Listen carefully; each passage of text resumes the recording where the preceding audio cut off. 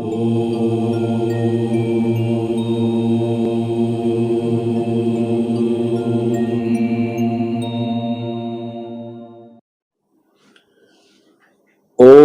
પરબ્રહ્મણે નમઃ. ભગવાન શ્રીહરિના લાડીલા ભક્તો ભગવાન શ્રીહરિને રાજી કરવા માટે હંમેશા એકાદશીનું વ્રત કરતા હોય છે. જેઠ સુદ એકાદશીનું વ્રત નિર્જળા એકાદશી એવા નામથી પ્રસિદ્ધ છે. શ્રી લક્ષ્મીનારાયણ સંહિતાના કૃતયુગ સંતાનના 251માં અધ્યાયમાં શ્રી લક્ષ્મીજીના પૂછવાથી ભગવાન નારાયણે આ વ્રત કઈ રીતે કરવું, આ વ્રત કર્યાનું શું ફળ છે તેનું વિસ્તારથી વર્ણન કર્યું છે. આ વ્રતમાં બે વાત ખૂબ ધ્યાનથી સમજવા જેવી છે. પહેલી વાત, નિર્જળા એકાદશીનું વ્રત કરવાથી આખા વર્ષમાં આવતી જેટલી પણ એકાદશીઓ છે તે તમામનું વ્રત કરી લીધું હોય તેટલું ફળ પ્રાપ્ત થાય છે. એટલા માટે આ એકાદશી ખૂબ મહત્વની છે. બીજી વાત, કળિયુગમાં મનુષ્ય ગમે તેટલું ધ્યાન રાખે છતાં પણ શાસ્ત્રે જે રીતે કહ્યું છે તે રીતે કોઈ પણ વ્રત કરવામાં ક્યાંક ને ક્યાંક નાની મોટી ભૂલ થઈ જાય છે. ભગવાન અનાદિ શ્રી કૃષ્ણ નારાયણે અતિશય કરુણા કરી પોતાના ભક્તજનો યથાર્થ ફળ પામે તેના માટે આ અધ્યાયની અંદર ઉદ્ઘોષ કરતા કહ્યું, યશ્ચેમામ શૃણુયાદ ભક્ત્યા યશ્ચાપી પરિકીર્તયેત ઉભૌતોદ્યામાપ્નુયાતામ નાત્ર કાર્ય વિચારણા. આ કથાને જે કોઈ સાંભળશે કે જે કોઈ કહેશે તે ભગવાન શ્રી હરિના ધામને પામશે. એમાં કોઈ પણ પ્રકારની વિચારધારા ન કેળવવી. નાત્ર કાર્ય વિચારણા એનો સીધો અર્થ થાય કે એમાં કોઈ સંશય ન કરવો. આ શ્લોક 130મો છે. વળી એક શ્લોક ગયો અને છેલ્લો શ્લોક આવ્યો ત્યારે ભગવાને ફરીથી કીધું, પઠનાત પાઠનાત ચાપી વ્રત તુલ્યમ ફલમ ભવેત. જો આ અધ્યાયને વાંચે અથવા વંચાવે, સાંભળે, વાંચે, વંચાવે, કોઈ પણ રીતે આના સંપર્કમાં આવે એને વ્રત તુલ્યમ ફલમ ભવેત. આ વ્રતનું આચરણ કરવાથી, વિધિવત વ્રત કરવાથી જે ફળ પ્રાપ્ત થાય છે તે જ ફળ પ્રાપ્ત થાય છે. આ કોઈ ખિસ્સાની વાત નથી, કપોળ કલ્પના નથી. ભગવાનના વચનો ક્યારેય મિથ્યા હોતા નથી. આ ભગવાનની અપાર આપણા પર કરુણા છે. આ કરુણાનો આપણે લાભ લઈએ અને નિર્જળા એકાદશીની આ કથા સાંભળી આ વ્રતની અંદર જે કંઈ નાના મોટી ભૂલ થતી હોય તે ભૂલને લીધે આપણું વ્રત યથાર્થ ફળ આપનારું ન થાય તે તમામની નિવૃત્તિ કરી આ કથા સાંભળવાથી આપણને યથાર્થ ફળ પ્રાપ્ત થાય તેવો પ્રયત્ન કરીએ. શ્રી લક્ષ્મીજી બોલ્યા, આ સાર વગરના સંસારમાં તો માત્ર ભગવાન સ્વયં જ સાર છે. જેનું ભજન કરવાથી લોકો શાશ્વત એવા અક્ષરધામને પામે છે. શ્રી કૃષ્ણના યોગથી કૃષ્ણના સંબંધવાળી તિથિ કૃષ્ણ જેવું જ ફળ આપનારી છે. હે શ્રી હરિ, જે વ્રતને વિધિ અનુસાર આચરવાથી દેહધારીઓ પરમ ગતિને પામે છે તે જેઠ માસની શુક્લ પક્ષની એકાદશી કયા નામથી ઓળખાય છે, તેના દેવ કોણ છે તથા તે દિવસે કયા ફળનું અર્ઘ્ય આપવું, શેનું દાન કરવું, આ સઘળો આપ મને કહો. હે કૃપાનાથ, તમે તમારા ભક્તોનું હેતુ વગર પણ કલ્યાણ કરનારા છો. શ્રી નારાયણ બોલ્યા, જેઠ માસની શુક્લ પક્ષની એકાદશી નિર્જળા નામથી ઓળખાય છે. તેમાં પદ્માક્ષી સહિત ત્રિવિક્રમજીની પૂજા કરવી જોઈએ. તેમાં જુઈના ફૂલ વડે પૂજન કરવું, કેરીનું અર્ઘ્ય અર્પણ કરવું, દહીં ભાત આદિ નૈવેદ્ય અર્પણ કરવું તથા છત્રી ઇત્યાદિનું દાન કરવું. વ્રતીએ દશમીએ એક વખત જ જમી રાત્રે ભૂમિશયન કરવું તથા બ્રહ્મચર્યનું પાલન કરવું. પ્રાતઃકાળે જાગી શ્રી લક્ષ્મીપતિનું સ્મરણ કરવું, તેઓના અંગોનું સ્મરણ કરવું, પછી સ્નાન કરી ભાવથી અનેક વસ્તુઓ વડે શ્રી હરિનું પૂજન કરવું. આહવાનથી આરંભ કરી પંચામૃતથી સ્નાન કરાવી શૃંગાર કરવો, વસ્ત્રાલંકાર પહેરાવવા, તુલસી પત્ર, કુમકુમ, કસ્તુરી, હાર, શેખર પુષ્પો ઇત્યાદિ વડે પૂજન કરી આરતી, નૈવેદ્ય, પાનબીડા, મુખવાસ, દક્ષિણા અર્પણ કરવા. નમન, સ્તુતિ, ક્ષમા પ્રાર્થના, પુષ્પાંજલિ આદિ વડે શ્રીહરિની પૂજા કરી 7 ધાન્યો વડે સર્વતોભદ્ર મંડળ રચવું. તેના મધ્યમાં અને ફરતે 8 દિશાઓમાં સોના કે ત્રાંબાના કળશ સ્થાપવા. તે દરેકમાં 5 રત્નો, 5 પત્રો, જળ, ચંદન ઇત્યાદિ પધરાવવા. પછી તે કળશોને વસ્ત્રથી લપેટવા અને તે બધા પર તલથી ભરેલી થાળી મૂકવી તથા મધ્ય કળશમાં તલની થાળીમાં પદ્માક્ષી સહિત શ્રી ત્રિવિક્રમજીની સોનાની પ્રતિમા સ્થાપવી. વિધિવત તેઓનું પૂજન કરી પ્રાર્થના કરવી કે હે શ્રી કૃષ્ણ, હું આ નિર્જળા વ્રતની સિદ્ધિ માટે તમારું પૂજન કરું છું. આ વ્રત કે જે બધું જ આપનારું છે તે આપની કૃપા વડે પરિપૂર્ણ થાઓ. આમ પ્રાર્થના કરી શ્રી કૃષ્ણના અવતાર એવા શ્રી ગણપતિની પૂજા કરવી. પૂજામાં ગણેશજીને સિંદૂર, દુર્વા, અગર, ચંદન, અક્ષત અર્પણ કરી લાડુનું નૈવેદ્ય અર્પણ કરવું. પછી ત્રિવિક્રમજીનું પૂજન કરવું. આવાહન આદિ કરી પંચામૃતથી સ્નાન કરાવી શુદ્ધ જળથી સ્નાન કરાવવું તથા સુગંધી જળ વડે સ્નાન કરાવવું. ત્યારબાદ સફેદ વસ્ત્રો પહેરાવી જનોઈ અર્પણ કરવી તથા મુકુટ, હાર, બાજુબંધ આદિ આભૂષણો અર્પણ કરવા.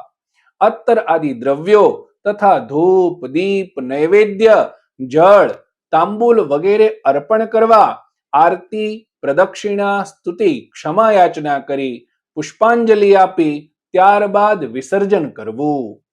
આમ દરેક વિધાનપૂર્વક વ્રતીએ શ્રી કૃષ્ણનું પૂજન કરવું. પછી પોતાનું કાર્ય કરવું અને બપોરે પણ આ જ રીતે પૂજન કરવું. બપોરે નૈવેદ્યમાં પ્રભુને શ્રીખંડ, પૂરી, કેરીનો રસ અને સાકર એલચીવાળું જળ અર્પણ કરવું. સાંજે ઝૂલો બનાવી ભગવાનને બિરાજમાન કરવા તથા સુંદર બગીચામાં વિહાર કરાવવા.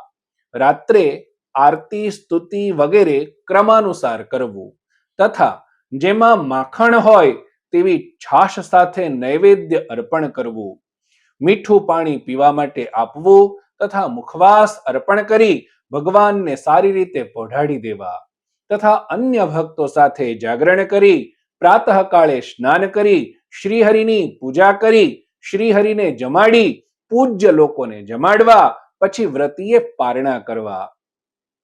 વ્રતનું ફળ મેળવવા વ્રતીએ વિવિધ પ્રકારના દાન આપવા.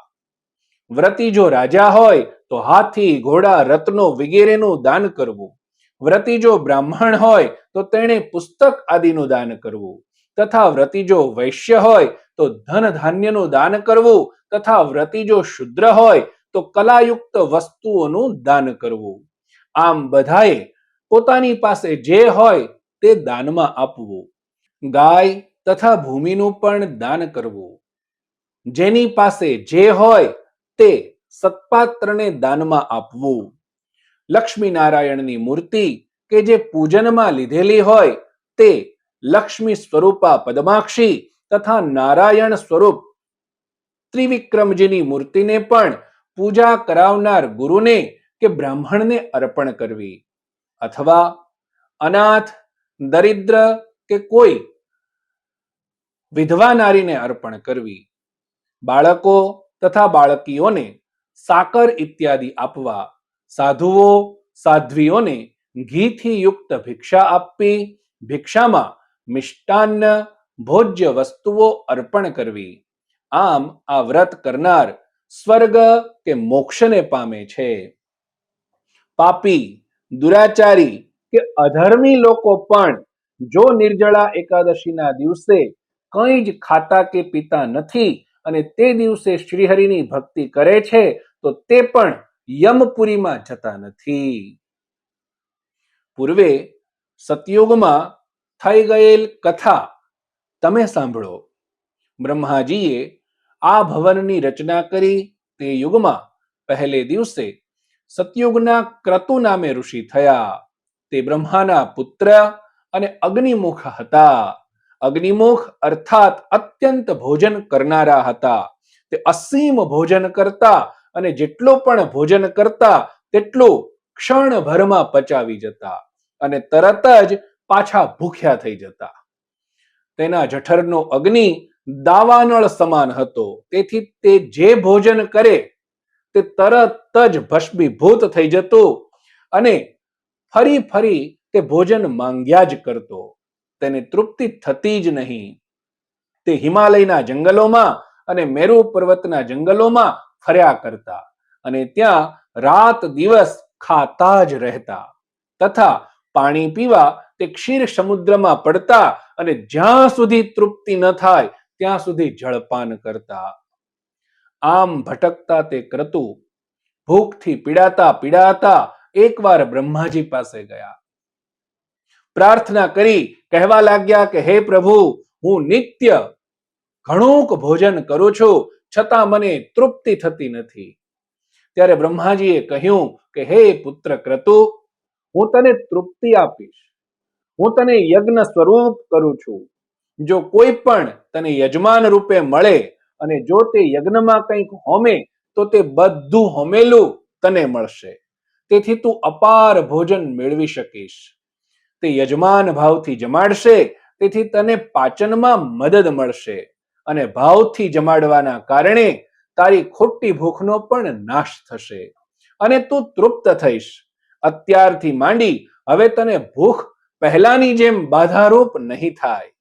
વળી તને અપચો ન થઈ જાય તેથી તને હોમેલા દ્રવ્યો અનુસાર જ ભૂખ લાગશે અને જો કોઈ દ્રવ્ય અર્પણ નહીં કરે તો ત્યાં સુધી તારી ભૂખ શાંત રહેશે.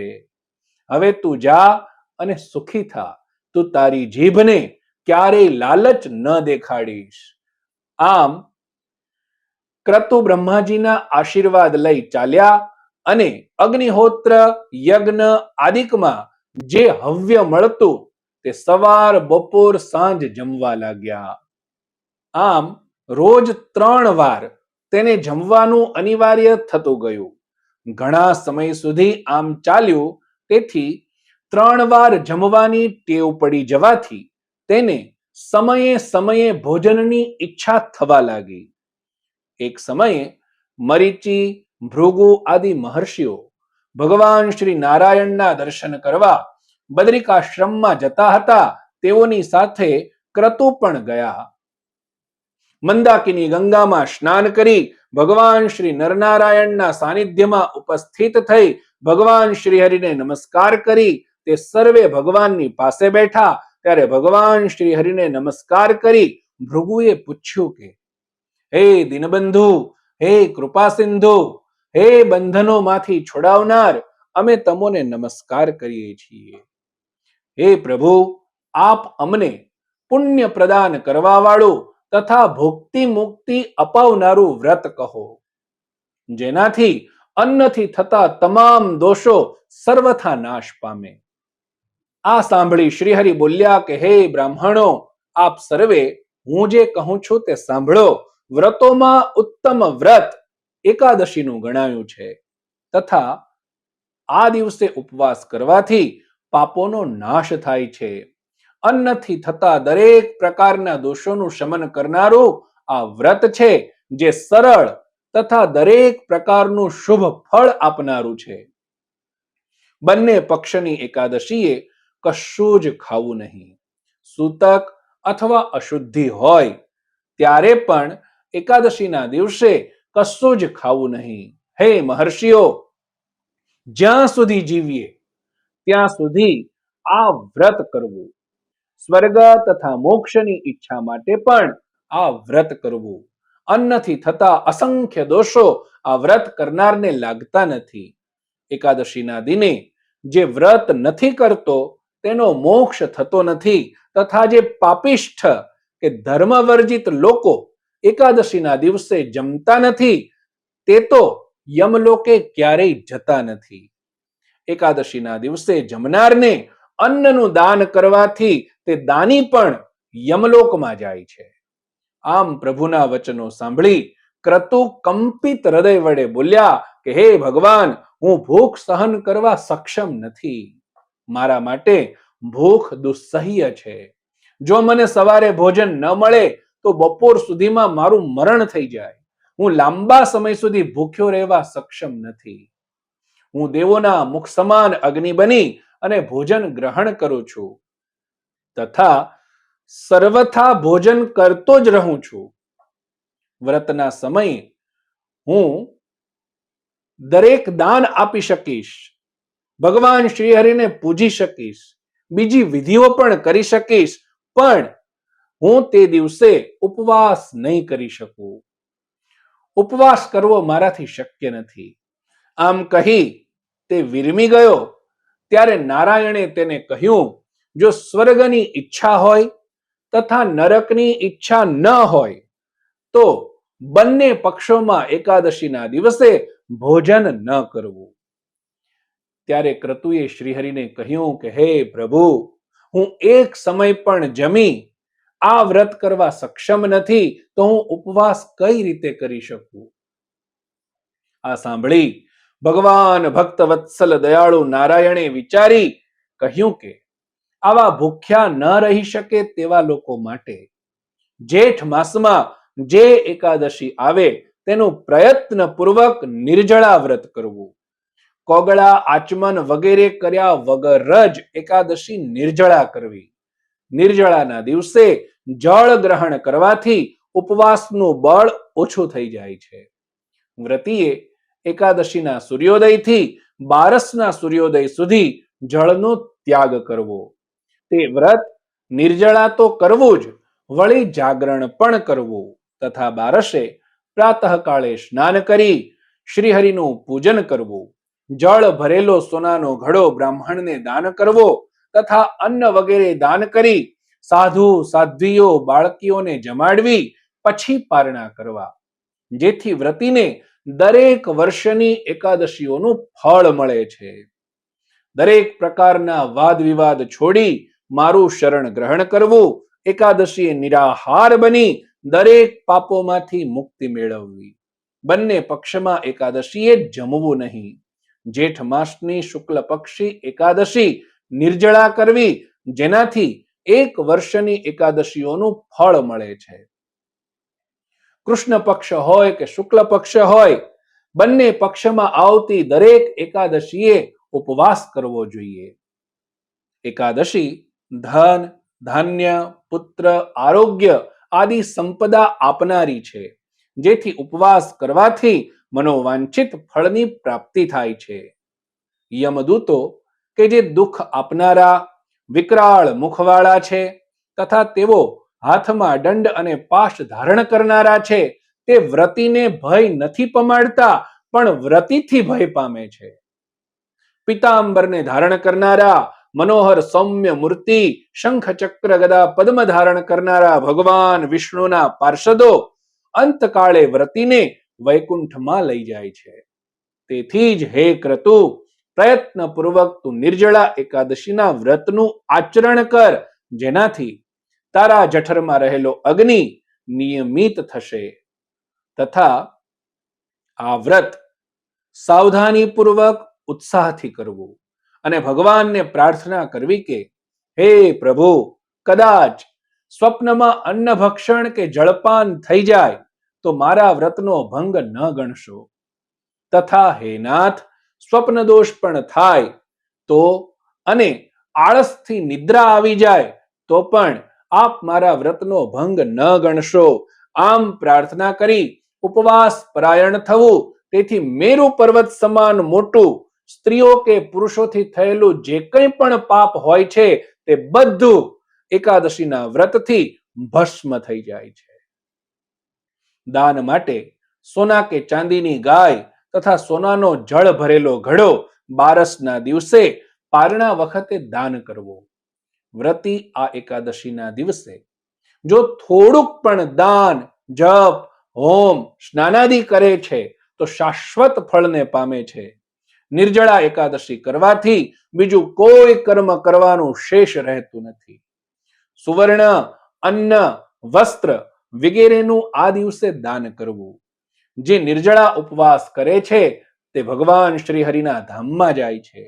જેણે જેણે આ પુણ્ય કાર્ય કર્યું છે તેનું ફળ તેને અક્ષય થયું છે.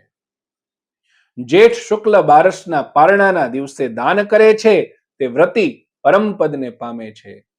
બ્રહ્મ હત્યા કરનારો, મદિરા પીનાર, ચોર, ગુરુદ્વેષી પણ બારસના દિને ઉપવાસ કરવાથી પાપ મુક્ત બને છે. હે ક્રતુ, સાંભળ.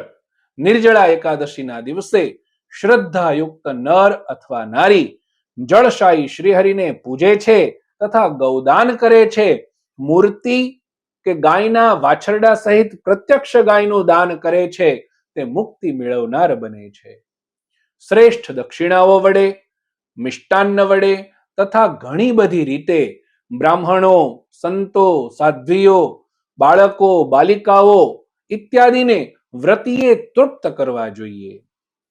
તેના તૃપ્ત થવાથી હું શ્રી કૃષ્ણ સ્વયં તૃપ્ત થાઉં છું તથા મોક્ષ આપું છું. જેણે આ વ્રત નથી કર્યું તે આત્મહત્યારાઓ છે. એકાદશીના દિવસે જે અન્ન ભક્ષણ કરે છે તે પાપાત્મા, દુષ્ટ અને દુરાચારી જ છે, તેમાં કોઈ સંશય નથી. જે આ એકાદશીના દિવસે ઉપવાસ કરી શાંત સ્વભાવથી શ્રી હરિનું વિવિધતાથી પૂજન કરે છે તથા રાત્રિએ જાગરણ કરે છે તે પોતાની આગળની 100 પેઢી તથા પાછળની 100 પેઢી તથા પોતાને પણ ભગવાન વાસુદેવના લોકમાં લઈ જનારો બને છે. આ દિવસે અન્ન, ગાય, ભેંસ, વસ્ત્ર, શૈયા, આસન, જળ, દંડ, કમંડળ, છત્રી, વાસણ, સુવર્ણ, તલ, પગરખા, છત્રીઓ વગેરે તથા અન્ય કોઈ પણ વસ્તુઓનું દાન કરે છે તે નિશ્ચિત જ સોનાના વિમાનમાં બેસી સ્વર્ગે જાય છે. આ નિર્જળા વ્રત નિયમપૂર્વક કરવું તથા બારસે ત્રિવિક્રમજીનું પૂજન કરવું. સાકરવાળા મીઠા જળથી ભરેલો ઘડો વિષ્ણુ મંદિરે અથવા બ્રાહ્મણોને દાન કરવો. બ્રાહ્મણોને જમાડી સ્વયં પારણા કરવા. આમ જે કરે છે તેના પાપનો નાશ થાય છે તથા તે ભગવાનના ધામને પ્રાપ્ત કરે છે. આ સાંભળી નમન કરી આનંદિત થઈ સર્વે પોતપોતાના આશ્રમે ગયા અને ક્રતુ પણ પોતાના આશ્રમે ગયા. તેણે જેઠ સુદ એકાદશીએ નિર્જળા વ્રત કર્યું, જેનાથી તેના મનોરથ સિદ્ધ થયા. આ રીતે જે કોઈ આ નિર્જળા એકાદશીનું વ્રત કરે છે તે 24 એકાદશીઓનું ફળ મેળવે છે. તેમાં કોઈ જ સંશય નથી. કુરુક્ષેત્રમાં ગ્રહણ સમયે શ્રાદ્ધ કરવાથી જે ફળ પ્રાપ્ત થાય છે તે ફળ આ કથા શ્રવણ કરવા માત્રથી પ્રાપ્ત થાય છે. આ વ્રતથી ભગવાનનું ધામ એટલે શાશ્વતી મુક્તિ મળે છે અને આ કથા વાંચવાથી, સાંભળવાથી કે વંચાવવાથી વ્રત કરવા જેટલું જ ફળ પ્રાપ્ત થાય છે. ઓમ અનાદિ શ્રી કૃષ્ણ નારાયણાય નમો.